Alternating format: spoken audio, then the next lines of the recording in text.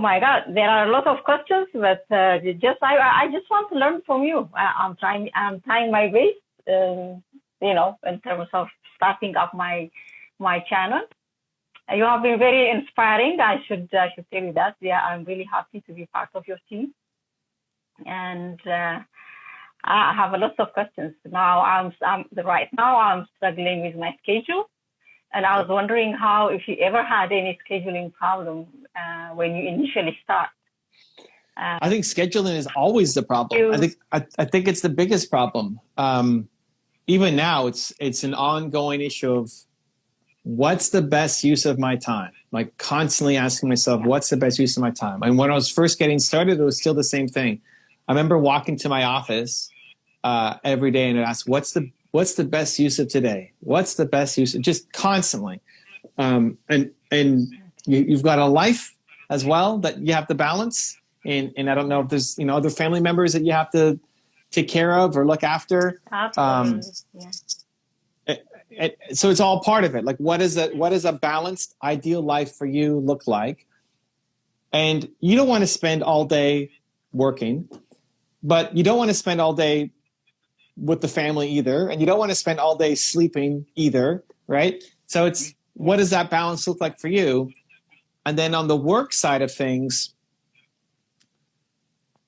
what's going to be the best use of your time to help you get the goals that you've got for yourself? So scheduling was a problem for me at the beginning. It's still, I consider myself really good at scheduling, but it's still an ongoing, almost everyday question of every morning I pull up my phone and I look at what I'm about to do today. So this morning I wake up, I go to the bathroom, I pull up my phone and look at, I got Movement Makers, I got IG Live, I look through my list of things and it's constantly asking myself, is this worth it? I'm going to do it today, but is it worth it for next week? Or do I need to make a shift? Thank you so much. That's a big lesson. I haven't taken everything, but I've tried to work on my schedule because I'm managing a small business. I'm the only one employee and I have to do everything literally. I'm pulling in my children's schedule in so that they can help me. I can sneak out some time. I will keep on. Then this is a very good experience I get from you. I really want to know how much you have followed or assessed the comments of your viewers to develop. How do I use comments to create content? Yeah. At the beginning, there were no comments. At the beginning, I had no comments. Yeah. I was at the beginning. In Built to Serve, I share, I forget what page it is, but I share a picture of my first video. And in a year, I only had 3 comments on it. One was my sister, one was my mom, and one was some random dude, right? So at the beginning, there were no comments. So I didn't have any feedback to use. What I would do now in 2020 compared to what I didn't have access to before was I would go look at other people's comments. Okay. Like who do you think is the most relevant to you? Like who's creating content that's the same kind of content that you want to create or the same kind of people that you want to reach? Who comes to mind? Oh, yeah. your YouTubes, your videos. Mine? Okay. Yeah. Okay, great. So go look at my channel. You can look at my YouTube and look at what the comments are there. If you're not getting comments on yours yet, you go look at your own you look at somebody else's comments to get ideas, to get inspiration, to say, hey, if somebody's saying, hey, Evan, make a video on this, and maybe we do it, maybe we don't, but that gives you feedback to say, here's what people are interested in. So before you have your own community, you tap into other people's community. Other people. Now, I spend 0 time doing that because it's hard enough just keeping on top of what my own community is saying across all the different platforms. So I spend most of my time when I'm doing community work with my own community. But again, if you have no community yet, because we're building and we're growing and we're trying to improve, then you tap into other people, just a like-minded community. So if it's mine, then go look at my comments to get ideas. But I think you can get a lot of ideas. It's that combination of what are people asking for with what do you want to make? And if you want to make it and there's no interest in it, then you've got a hobby, which is a fun hobby but doesn't support your business. And if people are asking for it but you don't want to make it, that's not going to be sustainable either. You're not going to win making content that you don't love. So it's in that mix of what do people love and what do they need? What are they asking for? And what do you want to make? What do you love making? And in that combination is your opportunity. That's interesting. Okay, maybe still when we are in this issue about content, I mean, how do you delineate between the in your presentation what you have to offer and in the YouTube and what you have to take it back for your training, for your business, for instance, if you want to build a business later on? Is there any clear kind of boundaries where you could put yourself in so that you don't have to give too much, you know, in a sense, or also you get to pick what you want to talk about, you know, like yeah, okay. I don't talk about my parents a lot. They've maybe been in one video. I've done, I don't know, 7,000 or 8,000 videos across all my channels. My parents have maybe been in one video total. And I love them. And they're on my wall, right? Like that's them here. Yeah, I see that. They're a big part of my story, but they're also very private people and they don't want to be in the public. So I don't share, I don't talk about them and I don't have them in my videos. So if I'm ever doing a vlog or something and we go over, I don't show them. We'll show the food or we'll show the dogs or we'll show something else because they're just private people that don't want to be involved. So you can share as little or as much as you want. You decide what the boundaries are. Do you want to involve your kids or don't involve the kids? Up to you. You know, maybe they'll love it. Maybe it's a chance to connect, or maybe you don't want to make that public and you don't want people to know about your kids or what they're doing. Either way, it doesn't matter. You've got lots of stories that you can share, even if it's just you. That's true. Absolutely, that's true. So what about your viewers? Have you ever had any negative feedback from your viewers and how did you handle it? So we get negative feedback. And it's always hard, especially at the beginning when you don't know how to handle it. And especially when you're trying to do something positive, right? All of my videos are trying to do something positive. I don't have any videos saying that the 10 stupidest things from whoever, or 10 reasons why this person's an idiot or something, right? I don't like making that kind of content. So it's always aspirational, positive stuff. So what helps me is, one, recognize that people are just in pain. I think people are good. I think by default we're good. I've done the who, why, how exercise with tons of people, and the who exercise is your most important core value, and it's always something good. It's always something positive. It's always something we want to do good things. So why would somebody who's good do something bad? Well, often because they're in a lot of pain. And when you've been in pain or when I've been in pain, we probably haven't showed up as our best self to the world, to the people around us. We haven't always done the things that we've been proud of when we're hurting, when we're in pain. And so recognize that somebody who's coming and their goal is to leave a negative comment on your video when you're trying to help, understand that they're just in a lot of pain, that they don't they don't like their life right now. It has nothing to do with you. They don't know you. They've never met you. Yeah. They're just in a lot of pain, and they're lashing out.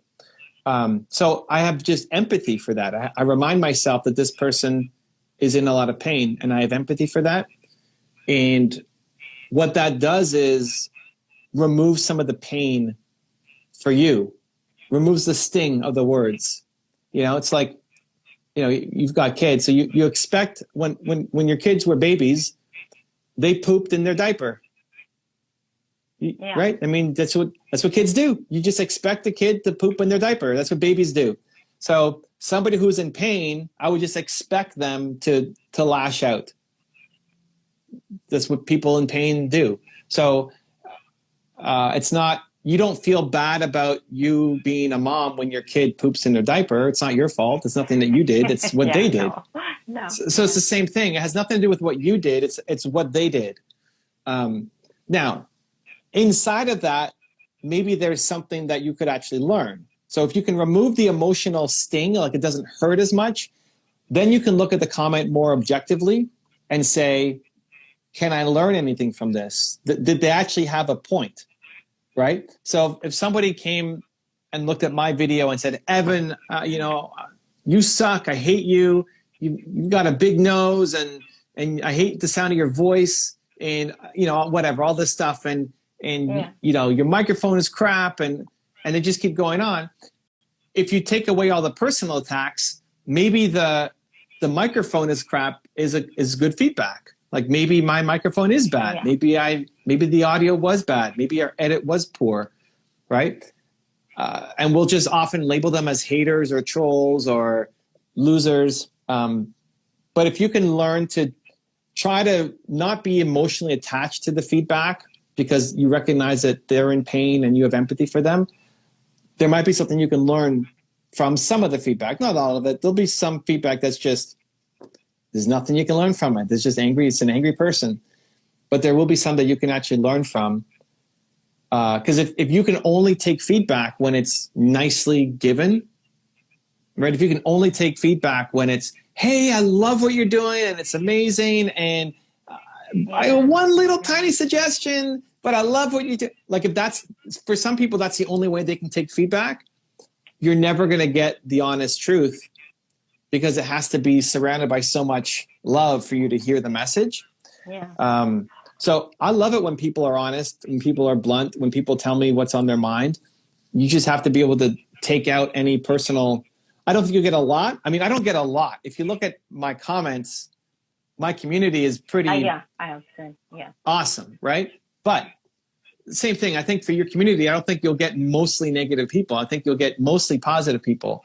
But when you get 100 comments and 99 are good and 1 are bad, you still have that one just still sticks out. You still question. So, it empathy. doesn't, it cannot just, empathy. Okay, that's a big word. Thank you for that. So about your coaching experience, that's also something I want to learn from. What are your best, takes from the people you've met in your service, and how do they contribute to your life? Well, you want to, we all want to feel like what we do matters and is important, right? Like you want to wake up and feel like today matters. And looking at my YouTube channel, we're going to get 300,000-400,000 views today on the YouTube channel. And I don't know what that means. Like, it's just too big a number. But coming here and talking to you makes me feel good. Makes me feel like it matters. Being in Movement Makers this morning was awesome. It was really awesome. It makes me feel like the work that I do matters. And so coaching, I think, is a great way to feel connected to the work that you're doing. Sometimes just making a video by yourself in your room doesn't feel important. But when somebody's in front of you and you're helping them, it'll make you feel more important, more valuable, like it matters. So I'm a fan of it for that reason. I think it's also the fastest path to making money for a lot of people, because selling a book or selling a course is doable. Just it's a lot of little dollars at a time, and it takes a long time to actually create. Where if you can coach, you can charge for your coaching services and start to make money doing that. And that actually helps you make better products, better books, better services, because you create products around the things that you're coaching on. Whatever question you've been asked, why did I write Built to Serve, is because so many people ask me, how do I find my purpose? Well, it's not hard. You go through the who, why, how process. And I helped so many people through it that then I wrote the book on it. So I recommend coaching as much as possible, even if your long-term goal is to be a speaker or be an author or create a course. Coaching is step number one to get as close to your community as possible. Okay, thank you. Yeah, that's what is in my heart, actually, to be a coach instead of being a speaker. So do you think that everyone can be a coach, or do somebody need to have certain qualities to be that? That's an interesting question. I think we all are in some respect. Like, I think every parent is a coach. You're coaching your kids. I think every brother, every husband, every wife, every mother, every sister, like, we're all coaches. It may not be a business, right? It may not be a business that we're doing, but I think the ability to learn, coaching is really listening to people, giving them a space to share, and then help them get a result, like help them shift from where they're at to get to where they need to be. And I think that's a great skill for everybody to learn. I think some people want to do it as a profession, and I think a lot of people just need to learn it just in their own personal life, but they don't want to make that their business. In your experience, what's the average time for a person to be a good coach? I know. I think it's the willingness to try to be them. Like, it's the willingness to step, I call it wearing their skin. Okay. It's the willingness to try to be them, because the biggest mistake that most coaches make is you give advice based off of what you would do in their situation. What would you do in their shoes? That's what normally we would do. The problem is that may not be the best advice for them, because you're not them. Yeah. And so the trick is to try to be them and then give them the best advice for them. I'll often give people advice on things that I would never do myself. I would hate doing those things. It's anti-Evan Carmichael. I would never, it would be torture for me to do those things. But for the person I'm talking to, it's actually the best thing for them. And that's a big mistake that people fall into. So it's listening.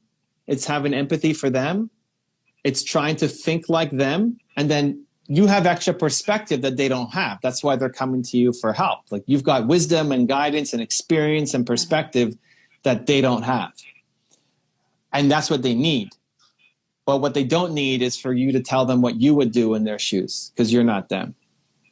And I think that's why so many kids and their parents fight, because the parents basically are giving them advice as to, well, I went to college and I did this and I went and became a doctor, so you should too, or whatever. They're just thinking about it from their perspective and what they did when they were 14 or 18 or 22, as opposed to what, right? Like, my son loves to draw and he loves to play Minecraft.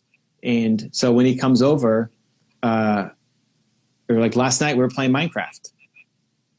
And I don't like playing Minecraft. I never play Minecraft by myself. And I definitely don't draw. I suck at drawing. But with him, I'll do it.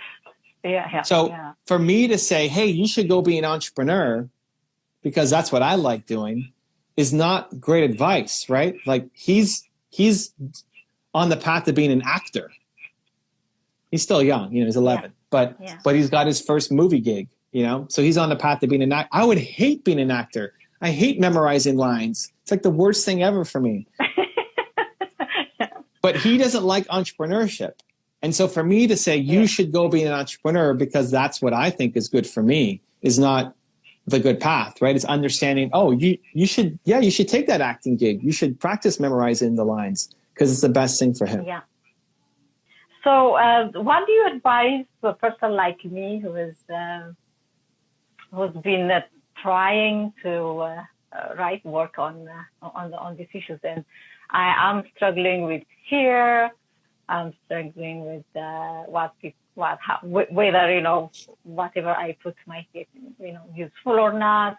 And what do you suggest? What can I do? Come back to service. Like you're such a gentle soul. You're such a warm person. You don't have a mean bone in your body, and you can tell that you're oozing love, and you want to help. You want to do good.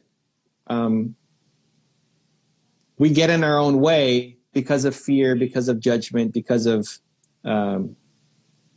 what people might think or say about us. Mm-hmm. Default back to service. Like, remember why you're doing this. This is not a selfish pursuit. It's selfish of you not to share, because you have wisdom, you've got love, you've got experience that can help people, that can really, really help people. Like, you've got something, you've got a few ideas here that can really help people. Yeah. You do. I believe it. And even just the way that you deliver it, some people will yell at people through it. You'll hug people through it, right? You're not going to be the one that comes on and yells at them.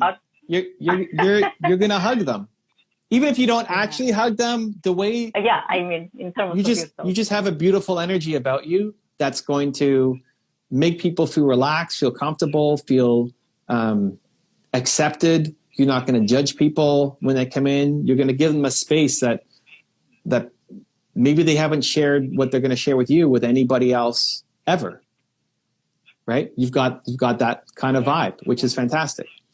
You just have to remember that it's not about you, and it's not about the comments on you. It's about helping.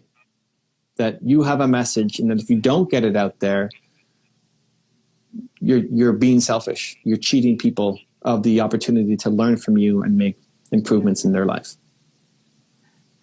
Thank you so much. I have learned a lot from you. I have learned a lot from the Movement Makers group, and also from the Built to Serve book. I didn't bring it with me now to show, but it has given me a very great opportunity to reflect on my past, my present, awesome, and what I wish to do. And is this your first Instagram Live? Yeah, this is my first Instagram Live, and we did it. It happened. We did it. Yeah. If you want to see another awesome one-on-one I did with an entrepreneur just like you, check out the video right there next to me. I think you'll enjoy it. Continue to believe, and I'll see you there.